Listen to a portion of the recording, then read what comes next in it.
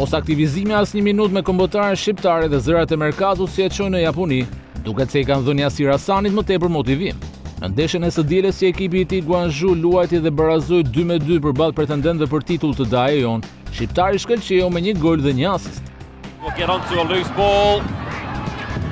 Hassani! Në minutën e 56 sulmuesi ansor Kuqezi nisi dhe më pas finalizoi saktësisht një zbritje të shpejtë të skuadrës së tij, duke i dhënë avantazhin e përkohshëm 1-0. Ajo që të roqi vëmendjen ishte festimi i Hasanit, kur bëri shenjën e pistoletës me duar dhe më pas shkrepjen e saj. Nuk dihet nëse këtë festim e kishte si mesazh të koduar për ndokënd. Ndërkohë në minutën e 72 të takimit, Hasani dhuroi asistin për shokun e tij të ekipit Inejok, duke kaluar dhe një herë tjetër në avantazh të përkohshëm 2-1.